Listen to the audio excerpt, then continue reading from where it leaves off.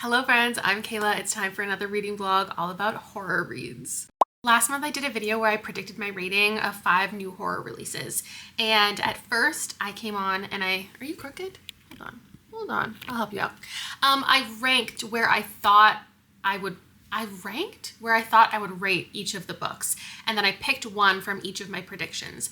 We're gonna do it again, and we're gonna pick from a selection of books that have been released since I filmed the intro of that video. So I'm gonna do it all over again, pull all the books into here. If you don't care about this part, me figuring out my TBR and my predictions, just skip to the next timestamp. But here's all of the 2025 horror releases that I have read. I haven't had a 5-star, but I've had a 4.5 with Immaculate Conception. I've had mostly 3s, but a really good amount of 4s, a couple 2s, and 0 1s so far. Hopefully we can keep up that energy in this video, even though I'm actively predicting that one of these is going to be a 1-star. I do feel like in some universes we could consider Julie Chan is Dead to be horror, so I kind of want to pop that up here and consider it a 5-star horror. But I do want to take like the very first thing the books are tagged as, in which case this is technically a thriller. Here is the 20 newest released horror. So I need to pick what category they're going to be, and they're not in the right categories right now. We're going to start from the top. The Autumn Springs Retirement Home Massacre. An elderly lady in a retirement home, people start to die. That feels like it'll get a 3-star from me. I have given that author a 3-star before. How bad can things get? This is like an influencer and a cult kind of story, so I'm going to put that in the 2s. And Macabre by Kasoko Jackson is so tough because I've read from that author a romance and I gave it like 3 stars. So I kind of want to put this in the same place, but I've seen a lot of early reviews and they're not very nice, which makes me want to read it more. But my actual prediction, I feel like this is going to be a 2. The synopsis itself and like the world in which he gets like sucked into art, or he has to like escape from art or take the art and burn it or whatever, the fantasy horror mix, I don't really understand. So I wonder if the book is as confusing as the synopsis is. We Love You, Bunny. I mean, we all know that I don't even want to read this to begin with, so I'm also going to put it in the 2s. I just don't think it needs to exist. And considering I have given, like most other Mona Awad, 3 stars after reading Bunny, which is one of my favorite books of all time, I just have really low expectations for it, but that could mean it's going to be great. The Whistler, I feel like sounds like a 3. That's what I gave that author last time. It's about a ghost hunter who's getting fame and attention, but he himself is haunted. Play Nice by Rachel Harrison. I don't know, I kind of want to put in a 2, but I also want to put in a 3 because I have given that author a 4 and I think a couple 2s. But this one, set in a haunted house, does sound intriguing. The October film Haunt is like this cult classic movie, and the person who's making it is coming after a woman who I think is involved in like, is it a woman? Someone who's like reviewing it or talking about it, maybe lied about it a bit, and then they're coming after them. I've heard it's really long, but otherwise like the found footage really intrigues me. You Weren't Meant to Be Human. Oh my God, I think I might put this in my 1-star just because it's like childbirth and like really, I've heard visceral childbirth scenes, and it's about like getting pregnant when you, I think, didn't want to be. And then also like it's bugs and creatures and disgusting stuff. So like that just doesn't sound like something that I want to read. Why is it still on my TBR? Because this author gets recommended to me so much, and this is now their adult debut, and I'm just so intrigued by it. I really am. Fiend by Alma Katsu. I don't typically love what that author does, but it's historical usually, and this is her first like modern story. I just feel like it's gonna be a 3. I think it's about this whole family who is all doing shady stuff, and then there's some type of horror involved. Honey Eater, a botanical horror. I always get excited about these, like the more folksy nature ones, and then I feel like the gothic vibe I like, but they almost always end up being a 3. House of Idol is about fame and a cult. So probably, should I put it in the 1-star? I don't know, I've given that author 4 stars multiple times, and I think it's a novella. The Burial Tide by Neil Sharpson. Should I be bold and call it a 5? I don't know. I think Knock Knock Open Wide being a 5 made me really excited, but I don't typically go into very many books thinking they're going to be a 5, but a 4 feels safe.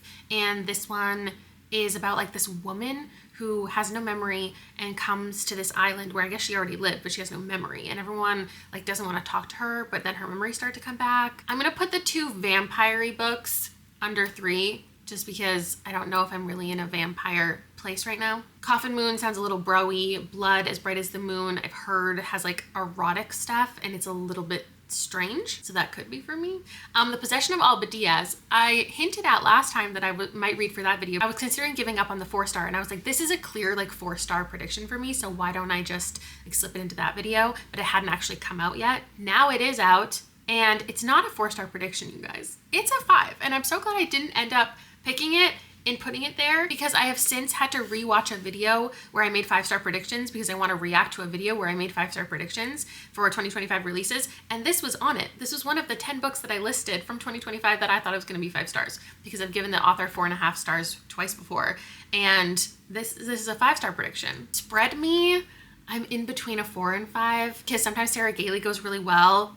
Sometimes their books don't do it for me, but the weirdness of this, the idea that something is like actively pursuing a host, and there's this group of researchers, I don't know if this is at another planet, I can't remember. It's sci-fi horror. I feel good about it being in a 4. I've heard it gets really, really weird, so that's why I'm putting it in a 4 instead of a 3. A Mother's Guide to the Apocalypse, I've heard reads a little bit more YA, and it's really long, but it intrigues me a little bit. There's like part of it's at current day where a woman becomes obsessed with doomsday prep, but then 20 years in the future we're following all of her children, realizing that their mother like had something else going on. The Unseen by Anya Alborn, I feel like I'm gonna put in a 2, just because it's about a young child that comes into a family, an orphan, and everyone thinks that like something weird is up with her, and that's not usually my favorite type of thing. Moonflow is about this forest that like pulls people in and you have this psychedelic experience. I've heard people say it's fever dreamy, which is not really my vibe right now, but I also think I could like this one. Breathe In, Bleed Out is a slasher, and it takes place in a kind of culty environment as well, I'm pretty sure. Would probably end up being a 3. So, okay. Once again, most of my predictions seem to be in the 3s. A lot of 2s though. And I only have one thing in the 5-star and one thing in the 1-star. I didn't know if I was committing to reading You Weren't Meant to Be Human in this video or if I was going to save it for a bug vlog. Apparently I'm reading it in this one. So that one's locked in. The Possession of Alba Díaz is locked in. And then I don't know what to choose of my 4 stars. I like both of these authors. I'm intrigued by both of them. That one's too tough. I think I'll have to read the first chapter of both to make my decision. And then of the 3 stars, oh God, I don't know. Okay, 2 stars. Let's go to 2 stars. It's, I want to pick the macabre because I want to let you know if it's good. But if I don't read We Love You, Bunny, I feel like the people will riot in the streets. And then with the 3 stars, I kind of want to pick Honey Eater. I think that's what some people would want me to read, but I think I'm going to go with Rachel Harrison, and this might make you riot in the streets as well because I'm picking it when my history with her is not the best. I think what we'll do is pick that, and then in case it goes terribly, I might pick up Honey Eater, and then I'll pick We Love You, Bunny. Actually, you know what? I called the macabre like in between a 2 and a 3, so maybe this will be my backup for if Play Nice doesn't go well. And I'm not necessarily excited about Honey Eater. Okay, we're switching things up. To be honest, like Play Nice and the macabre, I want to put in 2.5. I want to put in between, so I'm just gonna leave them here though. These are my official predictions, and we'll see which ones I actually end up reading and how I feel about them.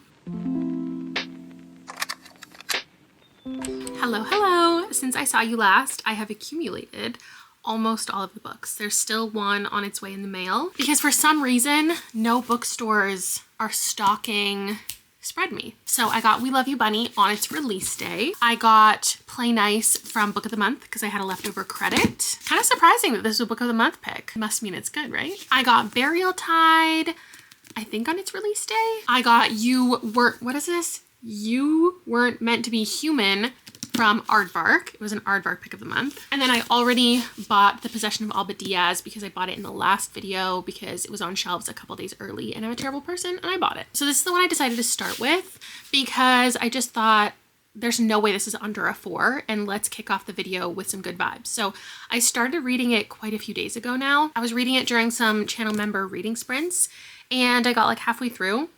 And then the book started to slow down a lot and I just haven't really wanted to pick it back up. So it follows our main character, Alba, in 1765. And her fiance is her friend, Carlos.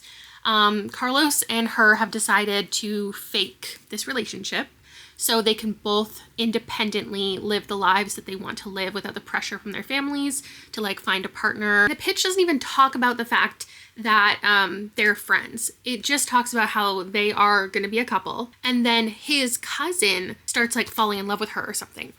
And I was like, oh my God, that's crazy. The drama. It's not so much drama because Carlos isn't actually interested in Alba, but Elias, or Elias, or however you pronounce his name, he obviously does think that they are together. And so there's a little bit of back and forth that's very juicy. Their family, the boys' family, run a silver mine.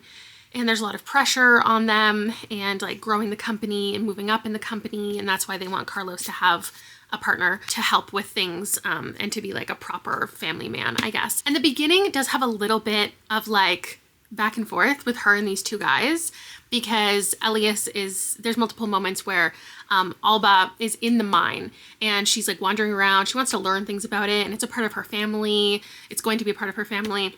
And she hears different things and she goes down different ways and she's not really being watched. And Elias is very much to Carlos, like, watch your fucking woman. Like, she shouldn't be my responsibility, but like, I'm going to take responsibility. Like, I'm going to care for her if you can, kind of thing. And I love that energy, but I feel like we let go of it really quickly. And when the book pitched that it was about this mine, I thought Alba like went into this mine and there was this demonic presence in there and she was having a relationship with the demonic presence. But no, the mine is like the focus of the story. We are in the mine regularly. People are working. We're talking about what they're turning the silver into and how this family is finding success and also like struggling with various things.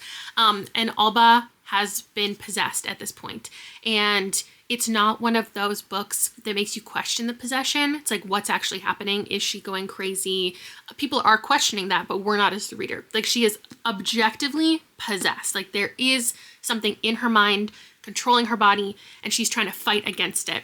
And I'm just loving the vibes because not only is Alba fighting for autonomy because she wants to make her own decisions in life and who she wants to be with and everything, but she is fighting so hard against this possession. It's like she has to take it into her own hands and solve it herself because she's trying to find people who believe her. She's trying to get help, but ultimately she's like, I have to fight this. And I'm really enjoying that, even though there's been a pretty significant chunk that I just wasn't the most interested in. So I'm like 2/3 of the way through. I'm gonna pick it back up now, finish it today, give you my final rating.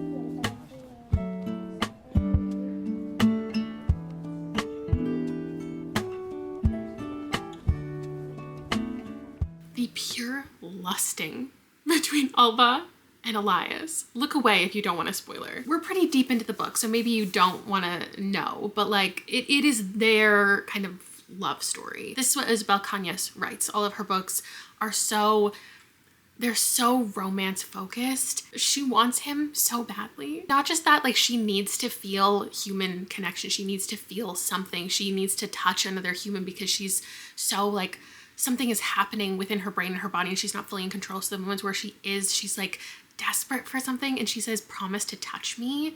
And it goes, he would. By God, he swore he would, and it would not be like this. It would be worship. It would be profane. But also they're like literally fighting with a demon at the same time. I don't think that's giving too much away, but like maybe you don't want a passage this late into the book.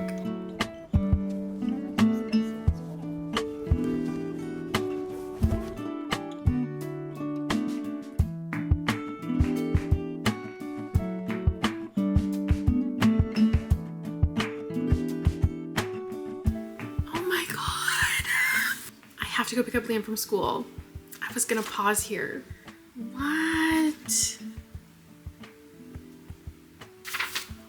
Are you joking? I'm gonna be late to pick up Liam. He'll understand. Oh, I'm sick.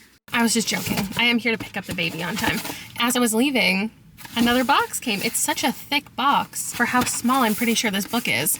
And I don't know if picking it up right now is a sign that I should read it or if I should pick the other one. And because I'm giving Alba Díaz, I think, a 4, maybe moving on to what I thought would be a 4 should be the right pick. I do need to get my thoughts together, but I think my rating is a 4.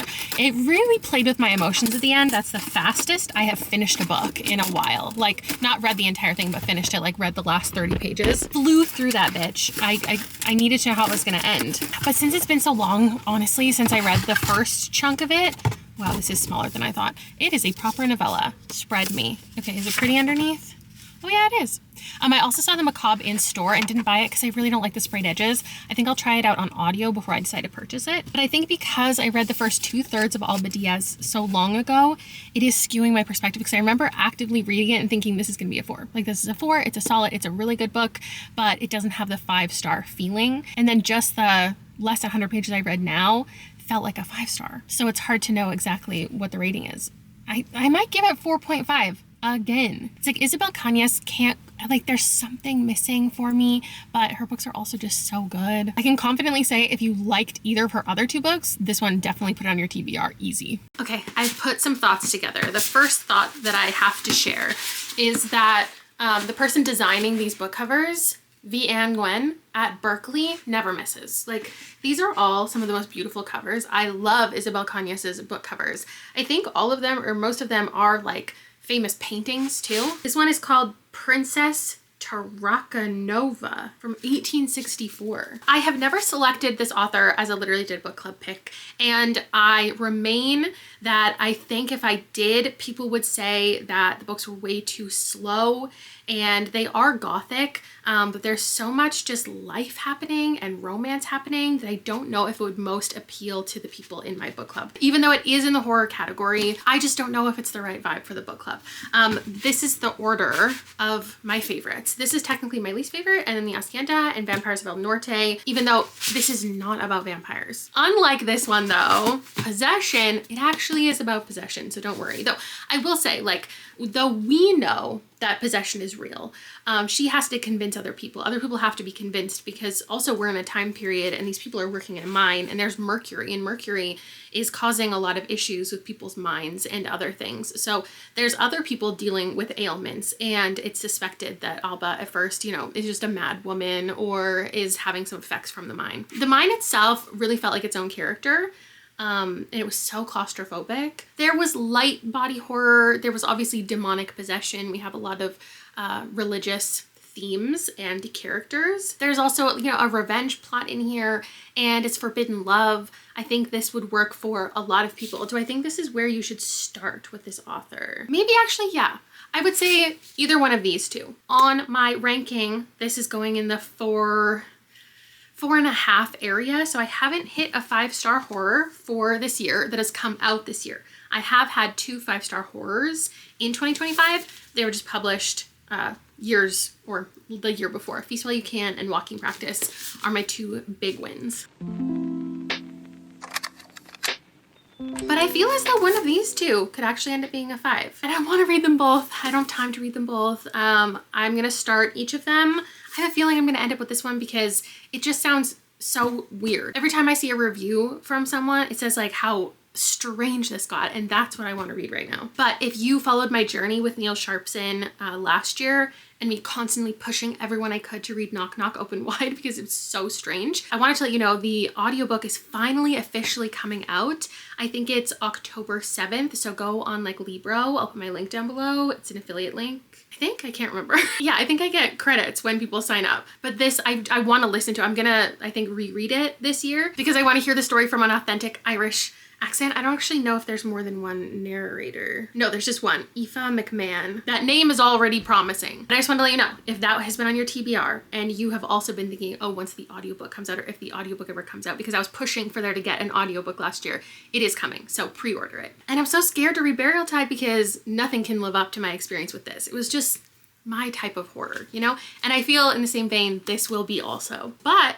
also, the 2 authors who blurbed this, I don't know if you've been around long enough to know I have a whole blurb series of videos and a history with blurbs. And there are certain authors, when they blurb a horror book, I don't end up liking it. And Chuck Wendig and Grady Hendrix are two of those authors. Stephen King's also one of them. If any of those people have blurbs on the front cover, I'm probably not gonna love it. If Stephen Graham Jones or Paul Tremblay have a blurb on the cover, then it's probably more my style of horror. But this could be an outlier. We never know. Maybe my favorites also loved it. They just didn't get highlighted on the jacket.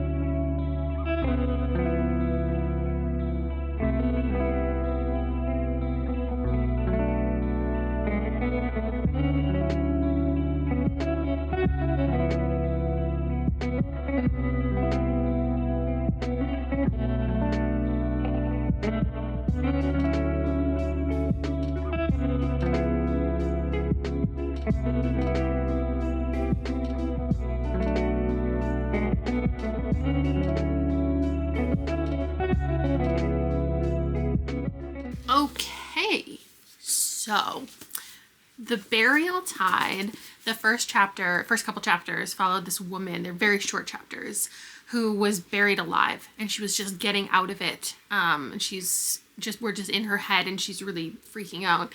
And then we switch to a perspective from somebody who's like, I should have never come to this island, basically. And the synopsis is about how she has no memories before that, and there are doctors on the island who only like help the dead. Vibes, I feel like, are gonna be good, but this has to be the pick. Spread Me, a little bit of a salacious title, right? And it's about like this specimen or this parasite that wants to latch onto this host. There's a group of researchers, and the idea is that it wants to spread, like it wants to put itself, like a parasite does, put itself in a host and like become more of itself. But also she reciprocates the feelings and wants the specimen to spread her wide open. We got a sexual scene in the first 26 pages as she is, I'm guessing, mind controlled already by the specimen to want it to be a part of her. I can't imagine she's just sexually attracted to this inanimate being. Or it's not inanimate, it's just non-human. I don't fully know what it is. She doesn't fully know what it is, but she wants it inside her. You know how last month I read short stories and I tried to guess who wrote each one, and the whole like prediction guessing of it all? I feel like next challenge should be I get given a book with everything scratched out and I have to guess the publisher, because this one would be easy. Only Nightfire, only Tor would be doing this. I can't tell you the chapter that I was at because there are no chapter numbers, but the one that looks like this, last night made me physically ill. Like I had to stop the book and go to bed and continue it today. Already like medical type scenes aren't the most like fun to read, but they made this like medical procedure erotic. I was so deeply uncomfortable. So props to Sarah Gailey for pulling that off. I'm now nearing the end. In one of the last couple chapters, there was a moment that created a time constraint, like kind of a countdown. So now there's a lot more at stake as this virus is making its way through the ship. I feel like this is a really fucked up version of, like, if you read, oh my god, this is the stupidest comp I've ever made. But check it out. These covers are about to look incredible next to each other. If you read and liked To Be Taught If Fortunate, but you would have liked the characters to become involved, and then also the things that they're investigating, like infiltrate the ship and their bodies and do some fucked up stuff, then this one should be on your radar. But it depends how it ends if I'm gonna recommend it.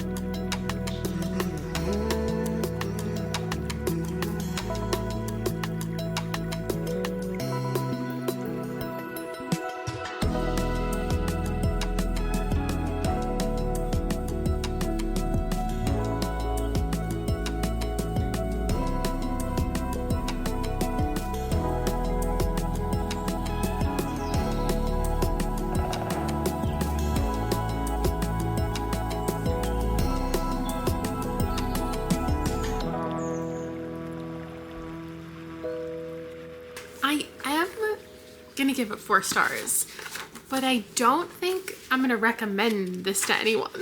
The great news is I was correct with my prediction. So this is in fact in the 4-star area. As much as I just compared it to Be Taught If Fortunate, it's just because like they're both really sci-fi. They're like the exact same color, I'm pretty sure. If I had to rank the genres, I think this is erotic first, sci-fi second, horror third. There's this virus that people are worried about in reality, and these people are on Earth. They're just in a really isolated, middle of nowhere, like desert research facility, and they find this specimen in the sand, and then they bring it in, and it infects things. There's no other books that I would compare this to. Like, I have other erotic horror, but not with the sciencey stuff, not with the medical stuff, not with the research stuff. This is a little bit in a world of its own, and I had an interesting time with it. Uncomfortably sexual for sure, like not, oh my god, erotic horror. It's like erotic horror. Okay, I gotta go. I don't know what to say about it. I don't want you to see me anymore talking about this.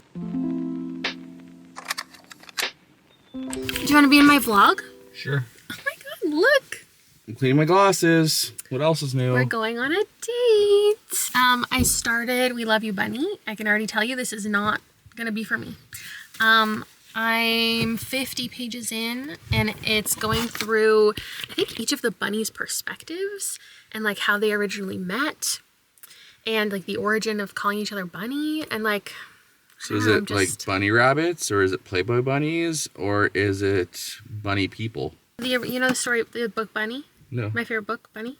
It's about like a cult of girls, and this is like their prequel, their origin story, but also it's a sequel because the girl who wrote the original story in the story is Samantha, and I guess they're gonna kidnap her in here, but it also gives the origin. And I'm just, yeah, it's kind of just going on and on already, and I'm only 50 pages in, but I'll see you after dinner. I cannot express to you, but I will try, how much I want to read this book. I want to read it because this is a part of my legacy here on BookTube. I want to read it because I want to give you a review. I want to read it because I spent $35 on it. Not only did I spend $35 on it, but I bought the audiobook because I was like, the audiobook, that will help me get through maybe just this beginning portion that I can't stand. The audiobook is worse. At least the section that I listened to, like I said, we're getting these different perspectives. The one that I listened to via audio, the narrator, very talented for sure, but just had the most agitating voice for this character, and I had to turn off the audiobook. The audiobook is 20 hours. I just don't think I can do it. And I don't want to waste your time standing here talking about how I'm not going to read this book, but I'm just trying to convince myself to read the book. I don't like it. It's like if you just took all of the dialogue from Bunny and you were just listening to the bunnies talk to the other bunnies, and they're like, hey Bunny, what do you think about this, Bunny? So me and the other bunny, we went and we did this thing and it was really bad, Bunny, and what do you think about that, Bunny? And I know in your book, Bunny, you wrote about all of us bunnies and you had really bad things to say, Bunny, so we're gonna punish you, Bunny. So after I kind of gave up on that, I picked up the audiobook of The Macabre because I don't have it physically, and I realized the red edged one is like a limited special edition. A regular edition isn't at any of my local bookstores. So I figured I would also buy that audiobook. Actually, no. This one was a Libro FM ALC, so I actually got it for free. I almost just lied to you. That's why I thought last night I would just, sorry, I did not get much sleep last night. I had to pick Liam up from a party at like 2 a.m. I'm not well rested, and apparently my mind has forgotten everything that went on last night. Last night, I started The Macabre, and I don't really think I like the writing style. I'm trying to swap this in for the 2-star prediction, even though technically it like wasn't really in the 3-star or the 2-star. I don't know what I'm doing anymore. All I know is I'm so scared to read this. I'm trying to figure out like what else I'm doing. And the longer I go without reading this, the more it's intimidating me, and I think I'm gonna hate it. So The Macabre is fantasy horror. Right now, it is feeling very fantasy. We have this man who is an artist, and he creates this piece of art when he's in this like weird dreamlike state, and he gets invited to a museum and they want to showcase his work, but also they're bringing him there because the art piece that he created is reminiscent of this other artist from decades ago, who really, there could be this big implication in the art world if these pieces of art are authentic, and they can find the entire collection of like the 10 paintings. So they bring him to look at his art, to maybe present his art and show it to people. I feel like I can't tell yet if they're inviting him there to actually showcase his art or if it's just this other reason. And then they're also kind of tasking him with finding that 10th painting. And so they put him inside the painting, basically. Like, everything is fantasy. Everyone knows that magic exists now. They invite him and they're like, hey, you're magic too. Go into this painting. And then he goes into the painting and he meets the people in the painting. And that's what I read so far. It was the first, I think, 3 chapters. And I don't really like the style of it. It's very over dramatic language. It opens with him in a hospital. A family member just died of his, and he meets this like person in the lobby who is just this caricature of a Disney villain to me. They were like, and I'm going to hurt your mother, like that kind of vibe. And all of the language is very dramatic and very over dramatized, similarly to the romance that I remember reading from Kosoko Jackson. Anytime anything is described, it's very over the top. It's like if she didn't stop screaming, she would rip her vocal cords out. And so it's kind of hard to feel the emphasis of certain scenes because everything has emphasis on it. It's like as if a whole book was written in italics. Pitching this as horror at this point feels kind of like pitching Ninth House as horror. And at one of my bookstores, it's shelved in fantasy, and in one of the other one, it's shelved as horror. So I imagine it gets more gruesome, but if it doesn't, I feel like I didn't pick a proper horror book. I'm gonna regret it. So I feel like I should trudge on through this, but I also don't think I should, and I don't know what I'm doing. I think what I'll do in this moment is just listen to more of the macabre and hope that I can give you, actually, maybe I'll just listen to both of them, a little bit more of both of them, because I like them equally at this point. But I'm more intrigued by the concept of the macabre, but I'm more intrigued by what my own thoughts will be at the end of We Love You Bunny. Do you see where I'm struggling? I don't want to finish either, but I want to finish either. Yay! I'm on day 3 or 4 of reading this book. I just hit the past halfway point, and there was one singular moment in here that made me laugh. So I'll take what I can get. I guess I never explained what Bunny was. If you've never read Bunny, then you probably don't even care about this review and you probably skip forward to the next timestamp. But in Bunny, we have a main character named Samantha who's in this MFA program with a bunch of other girls who are super close friends. They're the bunnies, and she thinks they're vapid and stupid and ridiculous. There's only like 6 girls in this cohort. So when she is left out, it's very noticeable, and she doesn't want to be involved, but they invite her one day eventually, and she instantly gets sucked into their hive mind, and they are doing experimental things with bunnies. And that's what you need to know about it. And in here, there's the lead up, and then I get why Mona Awad would want to do this, give side characters some moments, and kind of to see how other people were perceiving what was happening before and during the events of Bunny. But I wish at this point, because I just got one scene that was about completely unrelated characters. We've been following characters and hearing from characters that were in Bunny. They weren't the main characters, so we didn't hear from them a ton. But we're bouncing between them, all the girls, and then there's a group of boys we're also spending time with. But there was this one scene where there's a group of characters that we didn't know because they are trying to track down who is committing crimes on the campus. And one of them makes a police sketch of they expect to be handed a police sketch of the person who's committing the crimes. And this random group of characters hands it to them, and they're like, is this some kind of joke? And they're like, it's not a joke. And maybe you won't think so either when you're murdered, but it looks like a violin with 3 noses. It's an artist sketch. Trent is a cubist. So even in a deadly scenario at this school, the pretension is really threaded through absolutely everything, not just the characters we already know. And I wish that she had leaned into that more. I wish it was even more experimental with that, in the way that, what's that book by Patrick Ness that's about superheroes, but you're not following the superheroes, you're following all the other people and the collateral damage and everyone who is not a chosen one, because that was something and is something so prevalent, especially in YA literature, only following the chosen one. And it was what if I highlighted all these other characters on the periphery and how they were interpreting all of these things? And that one scene made me think, I wish the entire book was that. It was characters we knew nothing about, maybe certain people's parents or random teachers who were witnessing the things happening and how they were interpreting it and how fucked up this whole situation was as an outsider. Because it really is boring. It's boring being from the people that it's from and highlighting what it's highlighting. And I do realize that I don't have any ownership of Bunny, and Mona Awad should get to do what she wants. So me thinking this is unnecessary, like, really doesn't matter. Half the books that I read I think are terrible and unnecessary. But I don't think the authors should not get to write them. And then it was just announced Mona Awad is doing a third Bunny book. I don't know what the fuck that's gonna involve, but whatever. We're following a male protagonist in like the second third of this, and then we go back to the girls. And I've liked that chunk the most, even though it's still not great. And finishing it, at least by the end of this, I'm going to have a correct guess. Let's get this over with. My senses were correct about this book.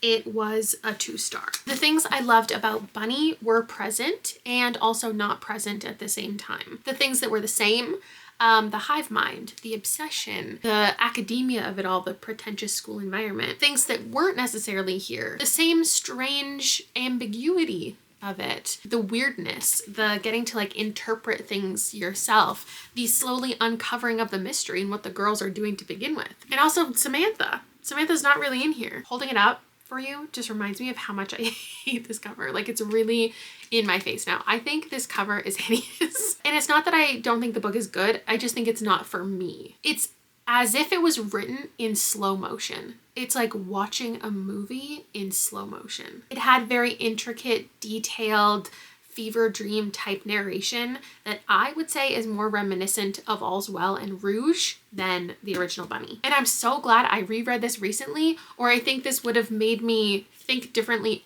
Not think differently of Bunny, but think differently of my own thoughts, like trying to remember, like, was it as good as I thought? Or is this really similar? I don't think this is similar in certain ways, but I think it's good for people who want answers, who want their assumptions confirmed in here. There are some questions you get to have, and a lot of conversation that has come after Bunny was published, and like people diving into like what the book actually is, kind of arguing about what the book actually is. And this answers certain questions for those people. And I think it's also for people who like prequels to begin with. That's not me. Like, I don't like series in general. It's very rare that I will find characters who I want to read more from after one book is over. I feared this would impact my views on Bunny and what I remember of it, and it hasn't done that. The only thing that's changed is the elusiveness of the bunnies. I can't go back now and not know how they started. Like, I know the lore now. I know the behind the scenes, and I guess I just didn't want that, and I shouldn't have read it. They're much more human now, and that's just not something I ever needed. I know there are other like mega fans who, like, this is a top 3 favorite book of all time for me. So I'm in that category. There are people who feel the way that I feel about this book who also loved this. So I can't say like it's for these specific people, but I want to say if you liked it, but you wanted more answers, and you like a plotless, it's not plotless, but it is inner monologue for hundreds and hundreds of pages. Things are happening, but they're being described to you in a way that doesn't feel like it's necessarily action focused. If you already like all of those elements to books, which I often do, and you like sequels and prequels, like, there's no reason I think you shouldn't pick this up and give it a try. And I do mean pick this up. The audiobook is borderline unlistenable. Don't buy it if you don't have to. For one, the narration, like I told you, with that one specific character. But for two, there is a character we're reading from. I need to find something that's not spoilery.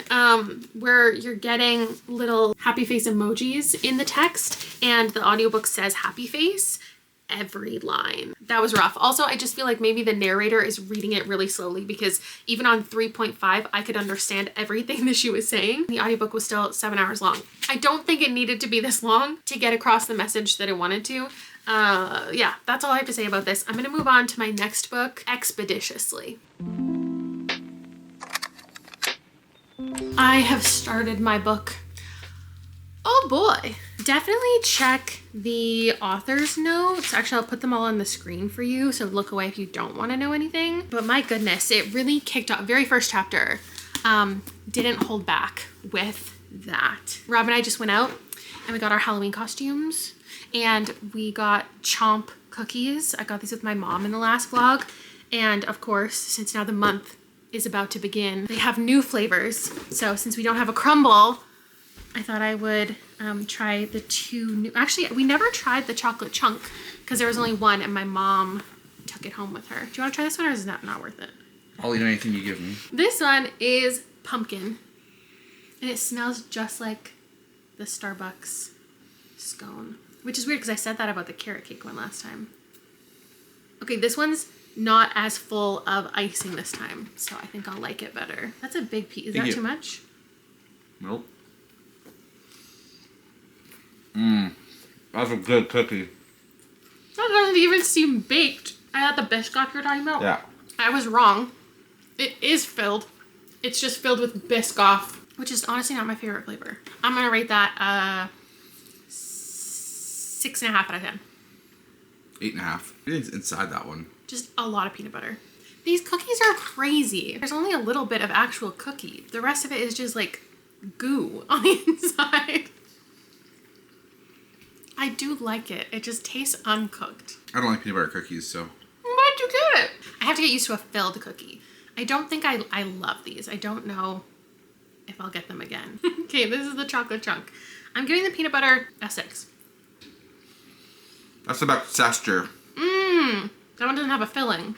Yeah. It's just chunks of chocolate. Salt on the outside, though, I wasn't expecting. My tongue sparked up a little bit. Yeah, that's by far my favorite one. Me too. That's an 8 out of 10. I give it an 8.5 as well. Thanks for coming to our cookie review. I haven't read anything else from Andrew Joseph White, but I've had him recommended to me before with his YA stuff. Since I haven't read it, I can't really compare it. I also got a package I thought I would open with you because I can't remember what's in it. And since I have no experience with this author, I can't say this for sure, but I feel like I would warn the people who read his YA just how explicit this is, because I can't imagine his other books are like that. There's been some sexually questionable stuff right from the beginning with, I don't know, questionable consent, like assault. The relationship between these two characters, we have a main character who is a part of this hive, and I don't think we even understand how it works or how they got into it, but it kind of feels like I'm not reading from humans, like they're a part of this hive. And he gets pregnant, Crane,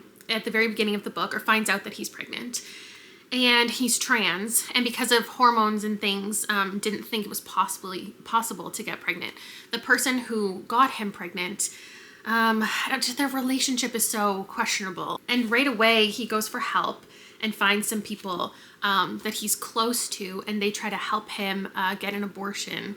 But the hive demands the baby, basically. There is this voice that's like coming. I was listening to the audiobook. This is another audiobook I wouldn't necessarily recommend if you're listening to it sped up, because there are moments where it comes into the audiobook, and because it's like layered voices and really interestingly produced, it's hard to understand what that voice is saying if it's sped up. So if you typically listen to like past 1.5 speed, I would recommend just the physical copy. But the narrator is doing a fantastic job, so definitely still recommend the audiobook. I think actually this audiobook narrator also narrates Works of Vermin, which is another wormy kind of story that I'm going to be reading next month. And now the hive is like bringing Crane back to wherever they live. I feel like I'm really not getting a good idea of how I'm supposed to visualize things, but he's going to be forced to come back and give birth. And because of the trigger warnings, the content warnings, there's a lot of things that are going to go down with this pregnancy and attempting to stop the pregnancy. And obviously there's a lot of intentional messages with this.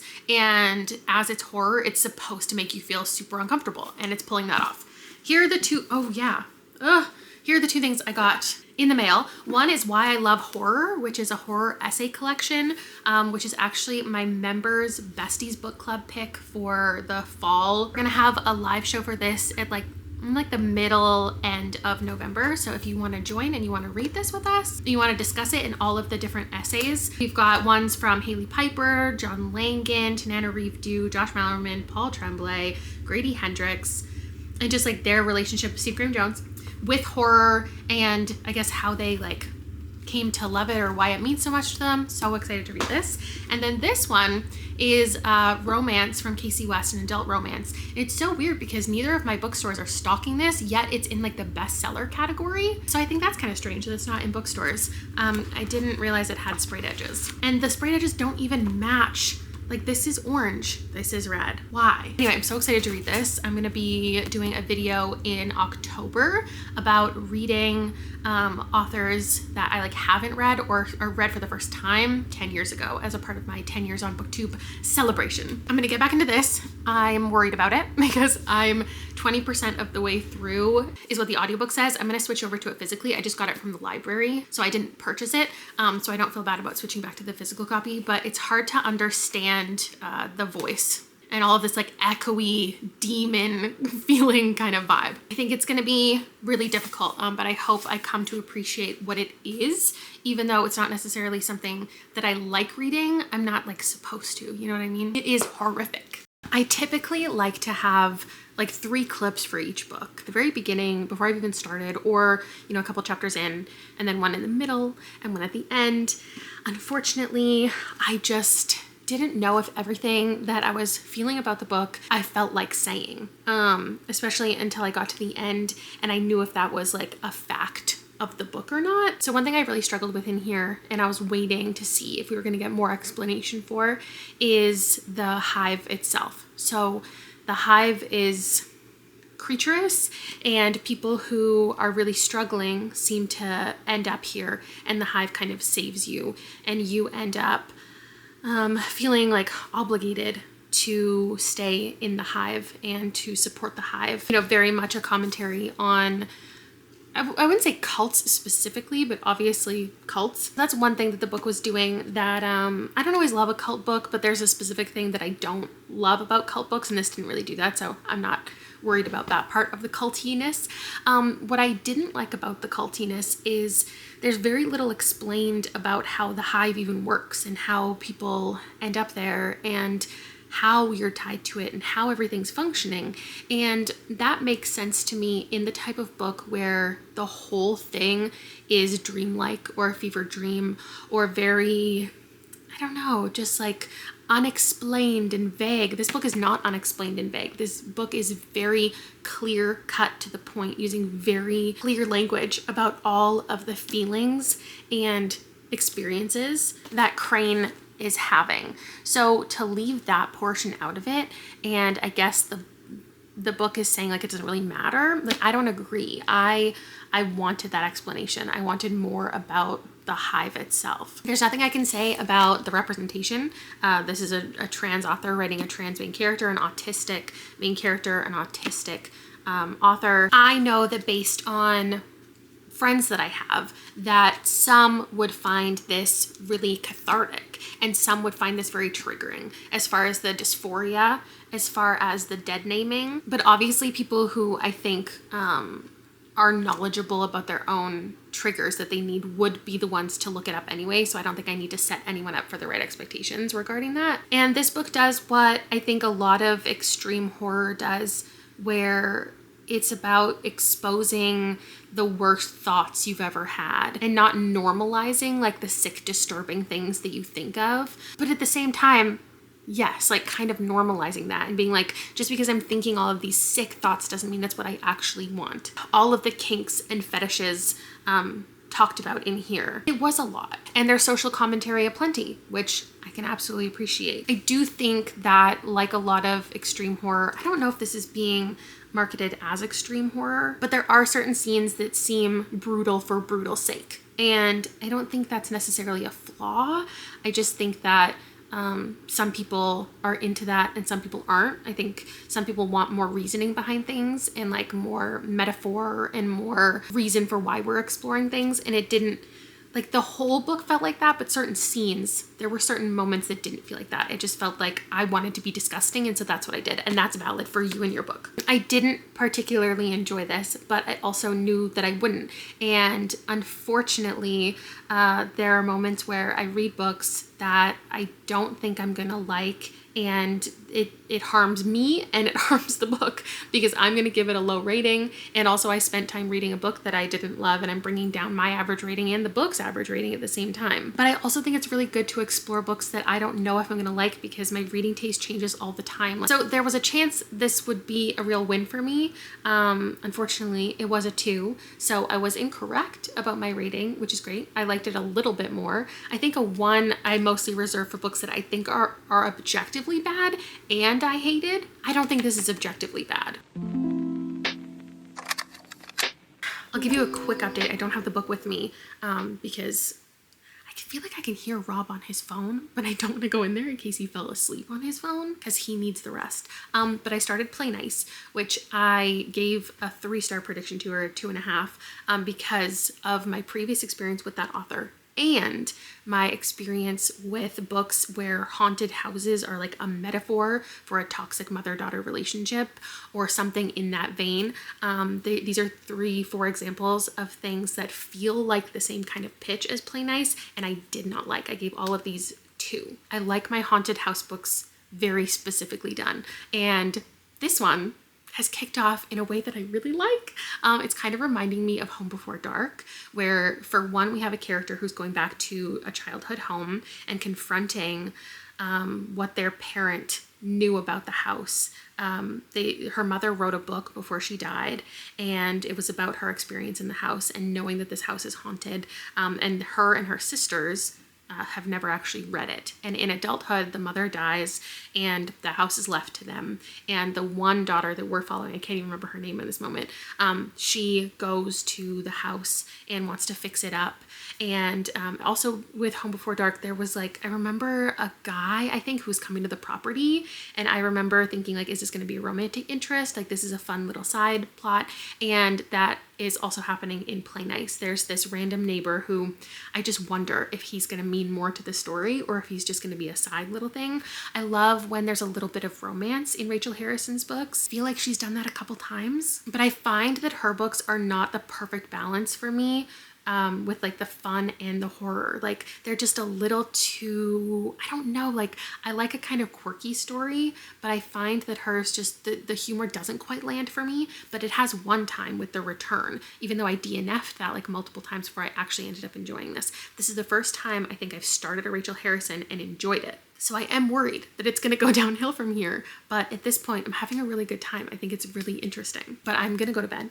I'm going to pick it back up in the morning. I also have a dentist appointment tomorrow. You don't need to know anything about that. But that's what I'll be up to. And I'll see you then. Okay, I just went to the dentist. Follow-ups from my last vlog.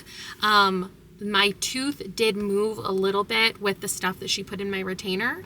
I know people were concerned about me wanting to like grind down my tooth a little bit because it was uneven. It wasn't actually my tooth, so don't worry. People that were like, don't do that to your own tooth, the enamel. I know. It was filling though. Like there was only a little corner that was actually mine, and then it was all filled in. So it moved my tooth a little bit, and then she grinded it down a little bit, and now I have a bar on the back of my 2 front teeth because it just won't stop drifting. Check it out.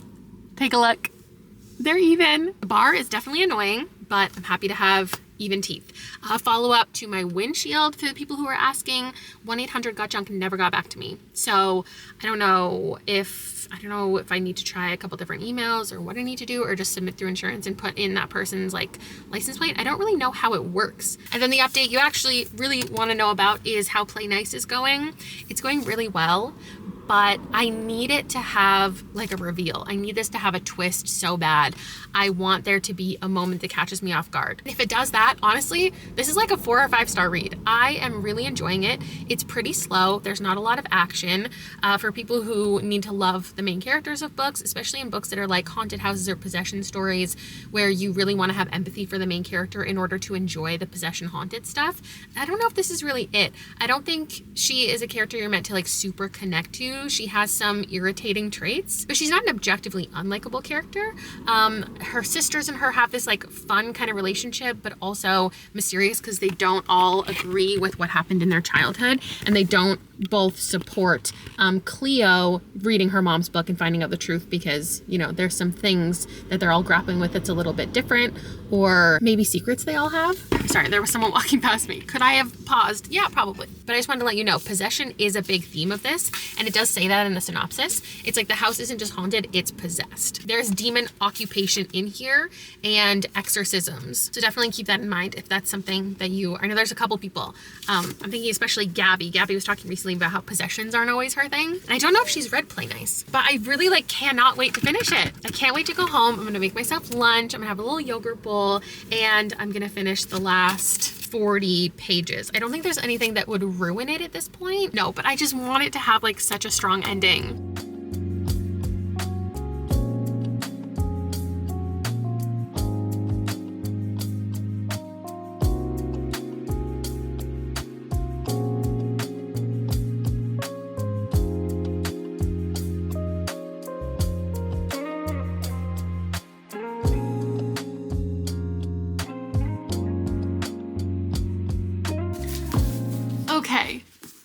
It didn't have like as big of an oh my god moment. So I'm gonna land on a 4. I gave Rachel Harrison a solid 4 that feels so good because I always get just enthralled by her synopses. And I think there's one coming out next year called like something Slay Repeat that I just want to put on my radar. Side note, I don't know what Book of the Month is doing with their colors. Like, why are we doing orange and purple? Like, I guess it's a contrast and doesn't have to match, but why not make it match? Anyway, it is currently October 1st. Happy October, my favorite month. And Book of the Month just put out their announcement for this month's stuff. And I think it's called Hazelwood. I kind of thought I wanted to read, but then I realized it was YA. So it's nice that they're doing a horror, but I feel like that's a lot of money for a YA book. I do think that author's coming out with an adult one in the upcoming year, so I will continue reading them when they write for older audiences. The Aardvark picks, there's a horror one there that I have gotten. I wonder if they're going to sell out of that one because I just feel like having an original one, as if you're a publisher, like that has to fly off the shelves. You can use my code LALA if you like to get your first book for $4, and that one does count because I had a couple people tell me that they've already used it today. And if you want to hang out with me more this month, I just posted my members calendar so everyone who knows what we're up to. And on Halloween, if you don't have any plans, you can hang out with me and Rob. We're going to put on our Halloween costumes and we're going to play a game of Codenames together with all the besties. I have reading sprints coming up, a custom video where I react to like some videos from 10 years ago. We have a Discord. You can make friends and hang out and chat with people. Any final thoughts I want to share to set you up for the right expectations? I would say it's similar to like the vibe or the tone of the September House. Something that I consider lighter horror, kind of fun horror, I guess, but other people, and there are some scenes that people would consider like scary, creepy, eerie. But more than anything, it is fun and kind of tongue-in-cheek. It's about a dysfunctional family. Who can you trust? Can you trust your own mind? Can you trust your own memories? And there are people actively in the book who are writing off characters for, you know, being just a hysterical woman, but also people who are validating characters in their concerns and not just like, oh, she's crazy like her mom. It was pretty simple and straightforward. There is still the metaphor for like inner demons and toxic relationships, but it wasn't done in like a gotcha kind of way. It was very straightforward and to the point. You're not left with wondering really anything. What I wish it did a little bit more, like I love twists and turns and reveals. Like Home Before Dark is one of my favorite things because it's reveal after reveal after reveal.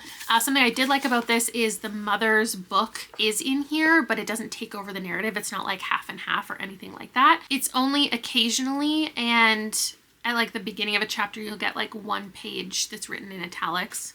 I can't even find an example. But there are some pages that have little handwritten notes and stuff. That makes for a very engaging physical read. I do wish there was a little bit more renovation stuff and influencer stuff because our main character does make money online and I'm always looking for more job description in books. So I think I would have liked, 50 more pages for us to do even more mundane tasks, but I don't know if that would work for everybody. If you're a fan of her other work, I think this is really in line with them as far as the tone. But if you haven't read from her, it's not necessarily a haunted house story that you could compare to a lot of other ones. I don't think this is going to be like your favorite haunted house story ever. I'm just really glad I liked it.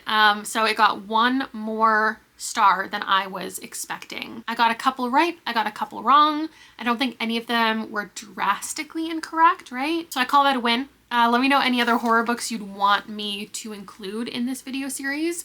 Or if you wanted me to do the same thing, predicting 5 books and 5 different ratings, what other genre would you want me to explore next time? With that, I will see you in another video soon, and goodbye!